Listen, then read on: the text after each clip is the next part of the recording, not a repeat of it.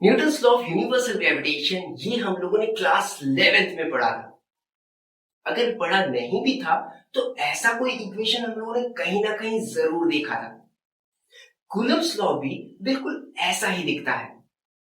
दोनों ही इक्वेशन भले ही एक जैसे दिखने में हो पर ये एक दूसरे से काफी अलग है। जहां Newton's law of universal gravitation में दो बॉडी के फोर्स ऑफ अट्रैक्शन को रिप्रेजेंट किया जाता है, वहीं कूलम्ब्स लॉ में दो चार्ज बॉडी के फोर्स ऑफ अट्रैक्शन और रिपल्शन फोर्स दोनों को ही रिप्रेजेंट किया जाता है। दोनों ही इक्वेशन के डिनोमिनेटर में आर स्क्वायर है, मतलब यहां पर इनवर्स स्क्वायर लॉ यूज किया जाता है। अब ये इनवर्स स्क्वायर लॉ क्या होता है ये इसी वीडियो में हम लोग जानेंगे एक एनिमेशन और डायग्राम के थ्रू। ये बहुत इंटरेस्टिंग है। Newton's law of universal gravitation में जो कांस्टेंट जी है उसका वैल्यू होता है 6.67 into 10 to the power -11 newton metre square पर केजी स्क्वायर। वहीं कूलम्ब्स लॉ में जो कांस्टेंट यूज होता है ना ही उसका वैल्यू 6.67 है और ना ही उसका यूनिट न्यूटन मीटर स्क्वायर पर केजी स्क्वायर है। और इस वीडियो में हम लोग कूलम्ब्स लॉ को डिटेल में जानेंगे, उसी पर फोकस करेंगे, उसी को समझेंगे। अब ऐसा तो नहीं कि कूलम्ब बाबा का एक बार मन किया सुबह उठे और पेन पेंसिल लेकर बैठ गए फॉर्मूला लिखने कि F equals to K Q1 Q2 divided by R square. ऐसा तो नहीं हो सकता। जरूर इसके पीछे कोई राज है, कोई रहस्य है, और ये राज छुपा है इस उटपटांग से देखने वाले एक्सपेरिमेंटल सेटअप में, जिसका नाम है कूलम्ब्स टॉर्शन बैलेंस। ये कूलम्ब बाबा की तिजोरी में था। आप लोगों ने अपने घर में कभी दरवाजा खोला? ऑब्वियस सी बात है, खोले ही होंगे। हम लोग जब दरवाजा खोलते हैं तो हम लोग क्या करते हैं? हम लोग फोर्स अप्लाई करते हैं, हम लोग धक्का देते हैं। जब किसी दरवाजे को फोर्स अप्लाई करते हैं तो वो दरवाजा एंगुलर मूव करता है, एंगल में मूव करता है, और इस एंगुलर मूवमेंट को ट्विस्ट कहते हैं। तो जितना हम लोग फोर्स अप्लाई करते हैं ट्विस्ट उतना ज्यादा होगा। अगर मैं कम फोर्स अप्लाई करता हूं तो दरवाजा,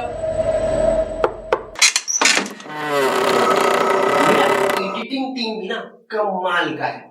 मैंने इन लोगों को कहा था दरवाजा खोलने का आवाज डालने के लिए, इन लोगों ने हॉरर मूवी वाला आवाज डाल दिया। So move on. अगर मैं फोर्स अप्लाई करता हूं, धक्का देता हूं, तो दरवाजा ट्विस्ट करेगा, एंगल में मूव करेगा। जितना ज्यादा मैं फोर्स अप्लाई करूंगा, जितना ज्यादा मैं धक्का दूंगा, एंगल भी उतना ज्यादा होगा, ट्विस्ट भी उतना ज्यादा होगा। अब आप लोग सोच रहे हो कि अचानक से मैं क्या दरवाजा, ट्विस्ट, फोर्स, एंगल, धक्का ये सब कहने लग गया।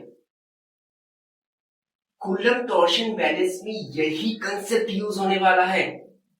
This instrument enables us to verify experimentally the force of interaction between charged bodies, और यही जानेंगे इस वीडियो में।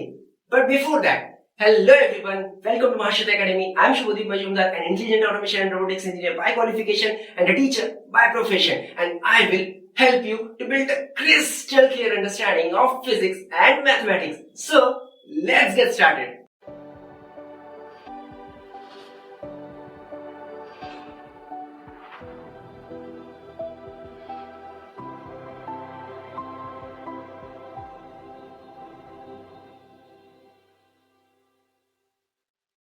Coulomb's torsion balance experiment enabled us to verify experimentally the quantitative law of interaction between electrical charges.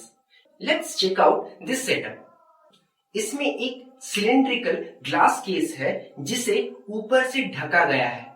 इसी ढक्कन से एक glass tube निकलता है जिसका ऊपरी सिरा बंद किया गया है टॉर्शन हेड से, मतलब ये हेड ट्विस्ट कर सकता है, और इसी हेड से एक धागा टॉर्शन फाइबर सस्पेंडेड है, मतलब लटक रहा है। इस टॉर्शन फाइबर के दूसरे एंड से एक नीडल जुड़ा है जो कि हॉरिजॉन्टल प्लेन में है और लैग से बना है। नीडल के एक एंड में एक छोटा ब्रास डिस्क है और दूसरे एंड में एक स्पीयर अटैच्ड है।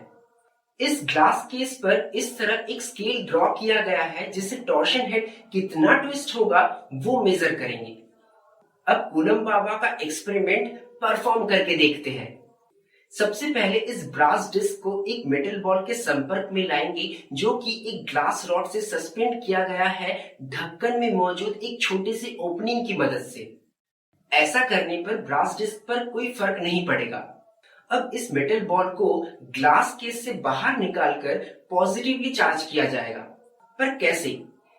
एक ग्लास रॉड को अगर सिल्क क्लॉथ के साथ रब करते हैं तो ग्लास रॉड इलेक्ट्रॉन्स लूज करता है और पॉजिटिवली चार्ज हो जाएगा, और इसी रॉड को मेटल बॉल के कांटेक्ट में लाने पर मेटल बॉल भी पॉजिटिवली चार्ज हो जाएगा। जब इसी मेटल बॉल को वापस ग्लास केस में सस्पेंड करेंगे तब ब्रास डिस्क मेटल बॉल से रिपेल करेगा, क्योंकि मेटल बॉल के कांटेक्ट में आते ही ब्रास डिस्क भी पॉजिटिवली चार्ज हो जाएगा और फिर दोनों मतलब मेटल बॉल और ब्रास डिस्क पॉजिटिव होने के कारण ये एक दूसरे को रिपेल करेंगे, जिससे निडल डिफ्लेक्ट होगा। निडल कितना डिफ्लेक्ट हुआ ये डिग्री स्केल से पता चल जाएगा जो ग्लास केस पर ड्रॉ किया गया था।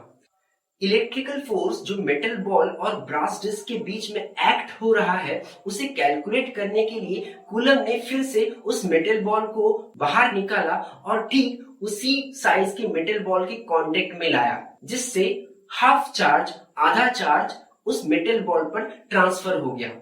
फिर दोबारा मेटल बॉल को ग्लास केस के अंदर लाया गया, जिसमें अब की बार आधा चार्ज है पिछले बार के मुकाबले। ऐसा करने पर ब्रास डिस्क कम डिफ्लेक्ट हुआ। कूलम ने जब ये दोनों फोर्स मेजर किया तब पाया कि ये दोनों ही फोर्स ब्रास डिस्क और मेटल बॉल पर मौजूद चार्ज के प्रोडक्ट के साथ डायरेक्ट प्रोपोर्शन में है।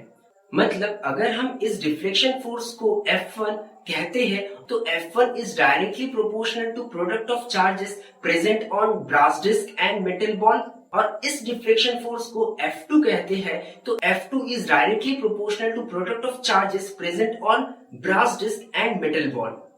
और यहां से ये कंक्लूजन निकाला कि force between charged bodies are directly proportional to the product of charges present on them. Coulomb's torsion balance experiment से तो ये पता चल चुका है that force F is directly proportional to product of charges Q1 and Q2। अब बारी है नीचे वाले R स्क्वायर मतलब डिनोमिनेटर में जो R स्क्वायर है द इनवर्स लॉ को समझने का। अब इसे समझने से पहले मैं एक एग्जांपल आप लोगों को दूंगा। मान लो मेरे पास एक कप चाय है और एक चम्मच चीनी है। अगर मैं इस एक चम्मच चीनी को चाय के साथ मिलाता हूं तो ये मीठा होगा, पीने लायक जरूर होगा। अब एक चम्मच ही मेरे पास चीनी है, 1 स्पून शुगर है, और उसे मैं 4 कप चाय में इक्वली डिवाइड करके अगर मैं उसे मिलाता हूं तो मिठास कम होगा। अब यही चीज एक चम्मच चीनी अगर मैं 9 इक्वल पार्ट में डिवाइड करता हूं और 9 कप में उसे डालता हूं तो ऑब्वियसली मिठास और ज्यादा कम होगा। मीठेपन का इंटेंसिटी कम हो रहा है ना? ऐसा ही कुछ होता है इनवर्स स्क्वायर लॉ में, और ये इनवर्स स्क्वायर लॉ बहुत आसानी के साथ समझा जा सकता है इस एक्सपेरिमेंट के थ्रू, जिसमें एक पॉइंट सोर्स है। पॉइंट सोर्स हम लोगों ने लाइट सोर्स लिया है क्योंकि light itself is an electromagnetic phenomena. Light की जगह पे हम कोई फील्ड ले सकते थे पर उसे हम देख नहीं सकते। इलेक्ट्रिक फील्ड आंखों से देखा नहीं जा सकता है, इसलिए हम लोगों ने लाइट को लिया है जिसका इंप्रेशन पड़ने पर हम उसे देख पाएंगे। ओके, तो हम लोग किसी फील्ड की जगह पे लाइट को कंसिडर कर सकते हैं। तो यहाँ पे एक पॉइंट सोर्स है जिसका रोशनी चारों तरफ फैल रहा है। ओके, अब इस पॉइंट सोर्स से r डिस्टेंस पर एक पेज को रखा गया है जिसमें एक स्क्वायर शेप का स्लिट है। स्लिट मतलब एक ओपनिंग है जिससे लाइट इजीली ट्रेवल कर सके, लाइट इजीली पास कर सके। वो पेज से r डिस्टेंस पे और एक पेज को रखा गया है। ओके, अब पॉइंट सोर्स से जो लाइट निकल रहा है स्लिट के थ्रू, स्लिट से पास होते हुए वो उस पेज पे एक इंप्रेशन क्रिएट कर रहा है, एक लाइट का इंप्रेशन क्रिएट हो रहा है, स्क्वायर शेप का एक लाइट का इंप्रेशन क्रिएट हो रहा है। और यहां पे ही मजेदार चीज होने वाला है। ये जो इंप्रेशन क्रिएट हो रहा है, जो इंप्रेशन यहाँ पे क्रिएट हो रहा है, लाइट का जो एरिया बन रहा है लास्ट वाले पेज पर, उस एरिया को अगर हम लोगों ने अच्छे से ध्यान से देखा तो वो स्लिट का जो छोटा एरिया है वैसे 4 छोटे एरिया से वो टोटल एरिया कवर हो जा रहा है। अगर वो जो लास्ट पेज है उस तरफ जो पेज है उस पेज को अगर हम लोग और आर डिस्टेंस पीछे की तरफ धकेल देते हैं तो एरिया और बड़ा हो जाएगा। एरिया और बड़ा तो हो रहा है पर यहाँ पे और एक चीज मजेदार ही होने वाला है, वो ये है कि स्लिट का जो एरिया है वैसे 9 एरिया से वो टोटल डिस्टेंस वो टोटल एरिया कवर हो जाएगा। मतलब लाइट की इंटेंसिटी का डिस्टेंस के साथ एक रिलेशन हो रहा है। अगर ध्यान दे तो कैसा रिलेशन हो रहा है, जो पॉइंट सोर्स था उससे आर डिस्टेंस पे स्लिट था, उससे आर डिस्टेंस पे पेज था, पहला वाला केस। फर्स्ट केस में क्या हुआ, टोटल डिस्टेंस लाइट सोर्स से वो पेज का टोटल डिस्टेंस कितना है 2r। अगर 2r को हम लोग स्क्वायर करते हैं तो वो कितना होता है 4r स्क्वायर। लास्ट मतलब वो पेज को जब धकेल के हम लोग और r डिस्टेंस कवर कर रहे थे तो लाइट सोर्स से वो टोटल डिस्टेंस कितना हो रहा था 3r। अगर 3r को हम लोग स्क्वायर कर रहे थे तो वो कितना हो रहा था 9r स्क्वायर। और जो लास्ट पेज पे जो एरिया बन रहा था वो एरिया भी तो 9 छोटे छोटे डिब्बों से ही बन रहा था। बीच वाला फर्स्ट वाले केस में जो एरिया लाइट का एरिया जो तैयार हो रहा था वो तो 4 छोटे छोटे स्क्वायर शेप से ही तो बन रहा था जो एरिया स्लिट का है। मतलब यहां पर इंटेंसिटी का डिस्टेंस के साथ एक रिलेशन तैयार हो रहा है। इंटेंसिटी मतलब लाइट जितना दूर जाएगा उसका इंटेंसिटी कम होगा। डिस्टेंस बढ़ रहा है पर उसका इंटेंसिटी कम हो रहा है। पहले एक छोटे से स्लिट से जितना लाइट ट्रेवल हो रहा था वो सारा लाइट पहले वाले पेज में 4 हिस्सों में डिवाइड हो गया, फिर दूसरे वाले पेज में 9 हिस्सों में डिवाइड हो गया।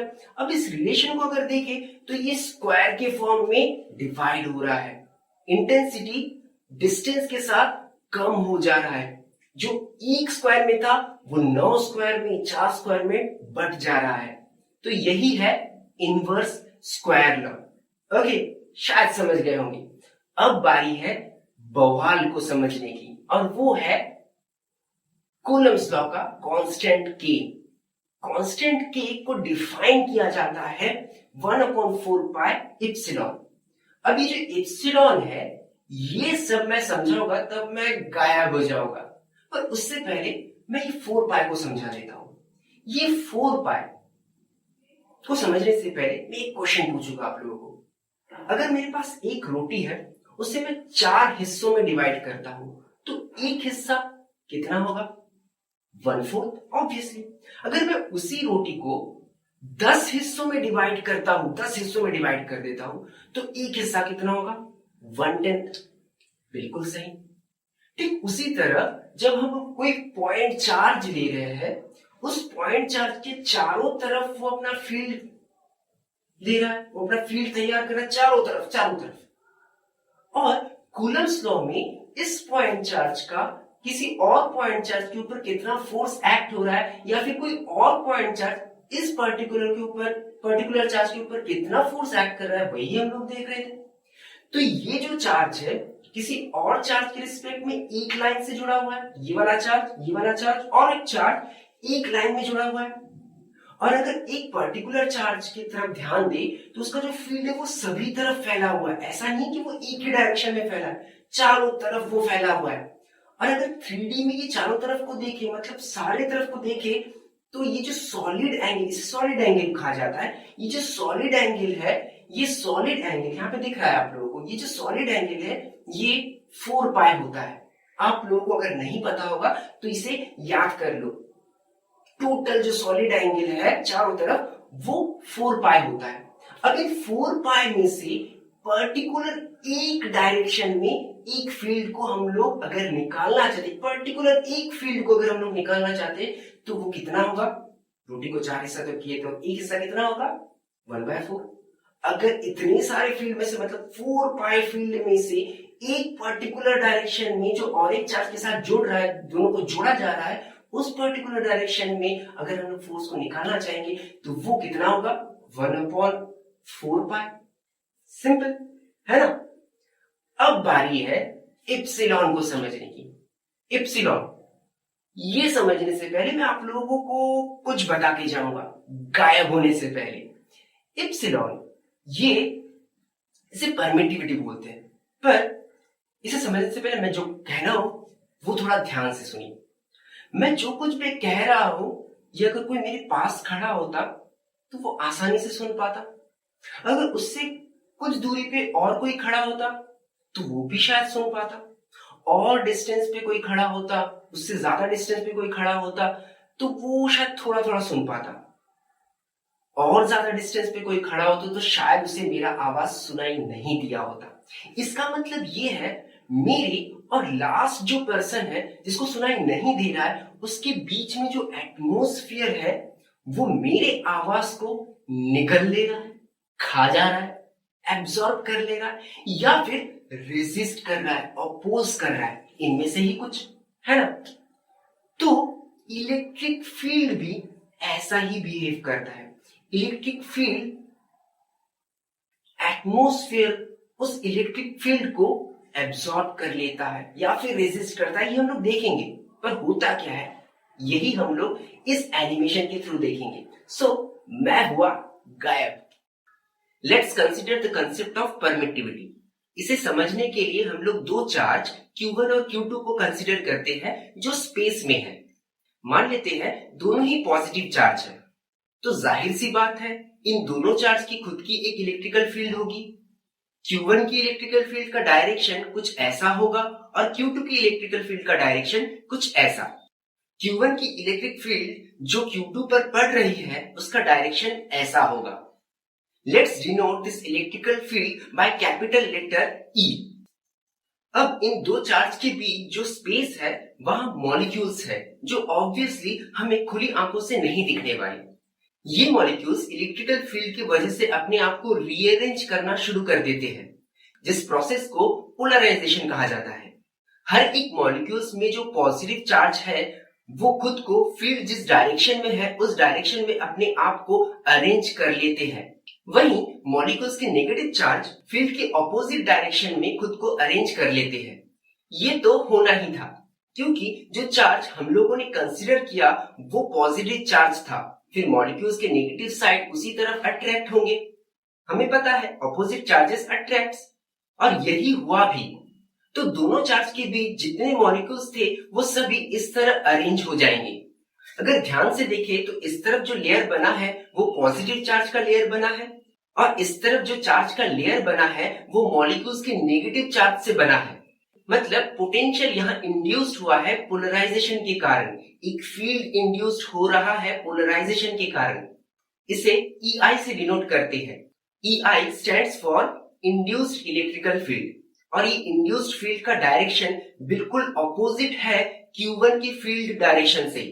तो Q1 की फील्ड को ये इंड्यूस्ड फील्ड अपोज करेगा, तो नेट फील्ड कितना होगा? Simple, E minus EI। इसी तरह किसी भी मीडियम में इलेक्ट्रिकल फील्ड को अपोज करने के लिए एक फील्ड इंड्यूस्ड होता है, और मीडियम की इसी प्रॉपर्टी, इसी कैरेक्टरिस्टिक को कहते हैं permittivity. Permittivity is the ability of a medium to oppose और एब्सॉर्ब और स्टोर इलेक्ट्रिक एनर्जी, और इसे इप्सिलॉन से डिनोट किया जाता है। इप्सिलॉन की वैल्यू हर एक मीडियम की अलग अलग होती है। जैसे एयर की परमिटिविटी होती है 8.85 इंटू 10⁻⁻12 फैराड पर मीटर, और इसे इप्सिलॉन नॉट से डिनोट किया जाता है। डिफरेंट मीडियम की जो परमिटिविटी होती है उसे एयर के साथ कंपेयर करके एक फॉर्मूला बनाया गया है, जो है epsilon equals to epsilon R into epsilon nought. ये जो इप्सिलॉन आर है ये रिलेटिव परमिटिविटी शो करता है, मतलब वो किसी मीडियम की परमिटिविटी एयर से कितना गुना, कितने टाइम्स ज्यादा है वो शो करता है। इप्सिलॉन आर की वैल्यू हमेशा पॉजिटिव होती है और 1 से बड़ी होती है। For air epsilon R equals to 1, permittivity अगर ज्यादा हुआ किसी मीडियम का तो नेट इलेक्ट्रिकल फील्ड कम होगा, और इलेक्ट्रिकल फील्ड कम हुआ तो ऑब्वियसली फोर्स भी कम होगा। मतलब फोर्स के साथ परमिटिविटी इनवर्स रिलेशन होल्ड करता है, तभी इस कांस्टेंट में एप्सिलॉन इनवर्सली प्रोपोर्शनल है फोर्स के साथ।